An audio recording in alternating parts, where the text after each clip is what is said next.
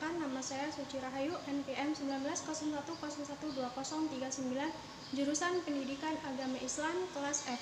Di sini saya akan menyampaikan tentang materi fikih munakahat, yang dimana fikih munakahat ini sendiri ialah membahas tentang pernikahan dan tentang rumah tangga. Pernikahan ialah suatu penyatuan antara laki-laki dan juga perempuan yang dimana mereka diikat dalam suatu akad ijab dan qabul. Menikah ialah suatu ibadah yang dilakukan oleh umat Islam dan itu termasuk ibadah sunnah. Jadi menikah ialah menyempurnakan setengah ibadah dari yang diperintahkan Allah Subhanahu wa Ta'ala. Dalam prinsip ini, umat Islam diwajibkan untuk mempercayai bahwasanya agama Islam ialah agama yang sempurna, yaitu di mana agama Islam ini membahas tentang pernikahan dan juga berumah tangga. Contohnya di dalam Al-Quran surah An-Nisa ayat 34 dan juga ayat 35, di mana Allah Subhanahu wa Ta'ala menjelaskan bahwasanya ada wewenang dan juga batasan-batasan antara suami dan istri.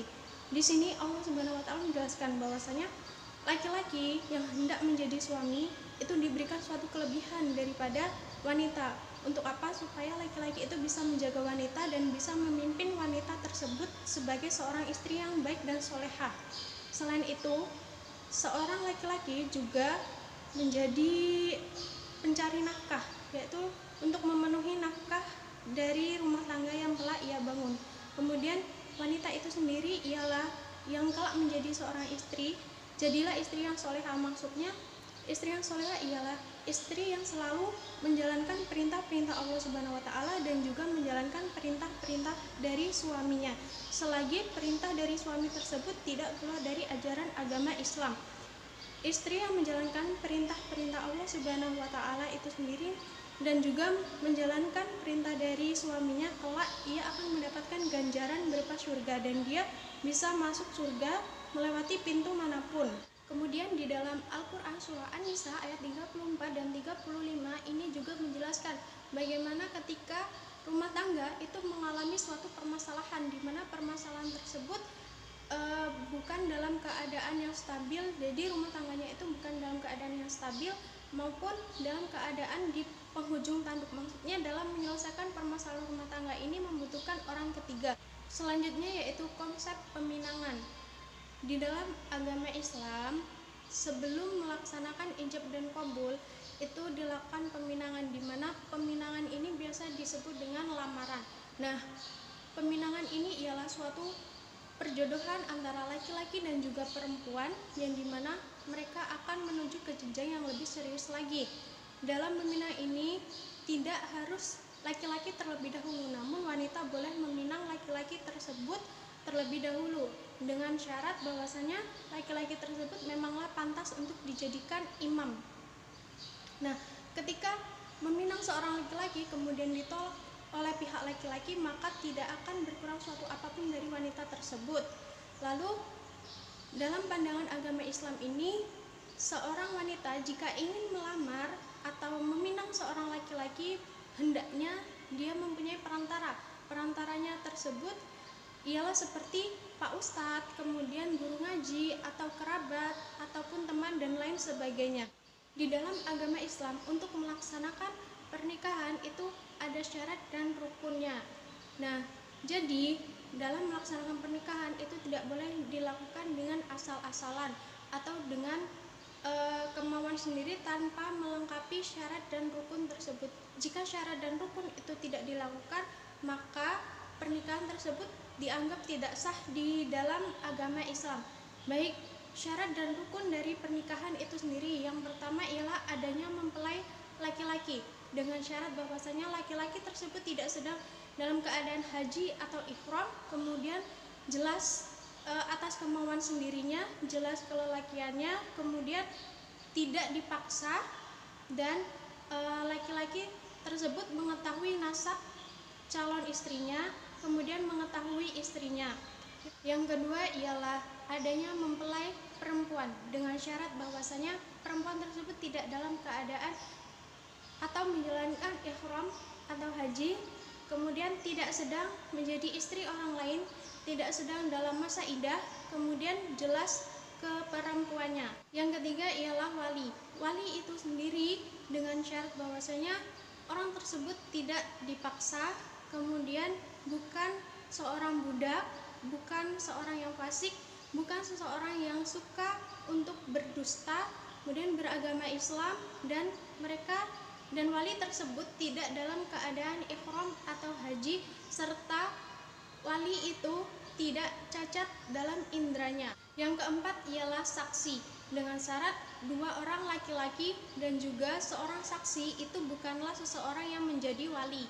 Yang kelima yaitu sikhot atau ijab dan qabul, dengan syarat bahwasanya dalam melaksanakan ijab dan qabul ini tidak boleh menambahkan kata-kata yang melenceng dari makna ijab dan qabul itu sendiri, kemudian tidak boleh dijeda, tidak boleh berhenti, serta dalam melaksanakan ijab dan qabul itu harus sesuai. Adapun akad nikah di dalam agama Islam, yang pertama ialah menikah. Nah, menikah ini merupakan suatu ibadah, di mana untuk memulai ibadah itu tidak boleh dilakukan dengan hal-hal yang tercela atau hal-hal yang berdusta. Contohnya, menikah dilakukan karena hamil di luar nikah, atau menikah itu dilakukan karena tuntutan hawa nafsu atas kecantikannya atau ketampanannya. Itu tidak diperbolehkan. Jadi, menikah itu ialah kemauan atas batin dan lahir itu sendiri, kemudian kemauan atas kehendak sendiri dan tidak boleh dipaksakan. Kemudian yang kedua ialah wali dari perempuan. Perempuan itu tidak boleh menikahkan dirinya sendiri, atau perempuan itu tidak bisa menikahkan dirinya sendiri, maupun dia itu seorang janda. Nah, wali itu sendiri terdiri dari ayah kandungnya. Jika ayah kandungnya sudah tidak ada, maka boleh digantikan dengan pamannya atau kerabat yang lainnya. Jika ayah kandung serta paman dan kerabat lainnya tidak ada, maka boleh diwakilkan dengan wali hakim atau seseorang yang sudah ditunjuk. Kemudian yang ketiga yaitu saksi. Nah, saksi ini ialah dari kaum laki-laki, 2 orang dari kaum laki-laki. Boleh satu orang laki-laki dari mempelai pria, dan juga boleh 1 orang laki-laki dari mempelai wanita, ataupun 2 orang tersebut dari mempelai laki-laki. Kemudian yang selanjutnya yaitu mahar. Nah, mahar ini sendiri apa sih? Jadi, mahar itu suatu harta yang diberikan untuk mempelai perempuan, bahwasanya itu sebagai tanda sahnya pernikahan. Kemudian yang terakhir ialah diiklankan. Maksudnya pernikahan itu hendaknya dikabarkan atau dikasih tahu kepada orang-orang terdekat, seperti kerabat, kemudian orang-orang yang sering berinteraksi dengan kita. Supaya apa? Supaya pernikahan tersebut terjauh dari fitnah dan juga terjauh dari hal-hal yang tidak diinginkan. Wali dan saksi dalam pernikahan, yang pertama yaitu balik. Seseorang yang belum balik atau masih kecil itu tidak boleh dijadikan wali ataupun saksi. Kemudian yang kedua yaitu laki-laki. Yang ketiga ialah beragama Islam. Yang keempat tidak cacat indranya ataupun tidak cacat penglihatannya. Kemudian selanjutnya yaitu seseorang yang tidak fasik atau seseorang yang tidak sering berdusta. Kedudukan dan jenis mahar di dalam pernikahan.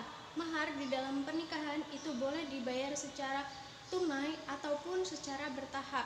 Ibnu Qudamah mengatakan bahwasanya mahar itu boleh disegerakan atau boleh juga ditunda.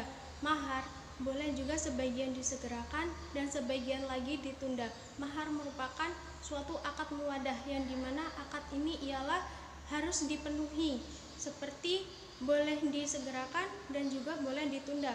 Kemudian teknis pembayaran mahar menurut Imam Ibnu Baz. Jadi teknik pembayaran mahar yaitu sesuai dengan kesepakatan antara suami dan istri, atau kesepakatan antara suami dengan wali mempelai perempuan. Selanjutnya yaitu tentang poligami. Nah, poligami ini sendiri tentunya tidak asing lagi bagi pasangan suami istri, dan juga tidak asing lagi dalam kehidupan berumah tangga. Jadi poligami ialah seseorang suami yang mempunyai lebih dari 1 orang istri. Poligami ini merupakan sunnah di dalam agama Islam, karena poligami pernah dilakukan oleh Nabi Muhammad SAW. Namun di dalam melaksanakan poligami itu harus sesuai dengan syarat dan ketentuan yang berlaku. Poligami tidak boleh dilakukan dengan adanya tuntutan hawa nafsu, tetapi poligami dilakukan dengan etikat yang baik atau dengan suatu jalan yang baik. Contohnya perlakuan poligami yaitu ketika suami melihat ada seorang janda miskin, kemudian hidupnya sebatang kara dan sudah tua, dan dia memiliki hasrat atau memiliki keinginan untuk menopang kehidupannya, dan kemudian dia menikahinya, maka itu diperbolehkan. Jadi untuk melaksanakan poligami itu sendiri harus memenuhi syarat dan ketentuan-ketentuan yang berlaku.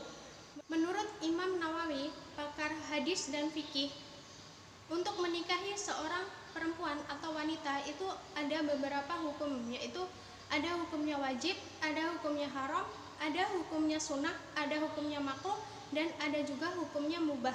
Baik, mungkin itu saja yang dapat saya sampaikan. Apabila ada kesalahan atau kekurangan, saya mohon maaf. Saya akhiri. Wassalamualaikum warahmatullahi wabarakatuh.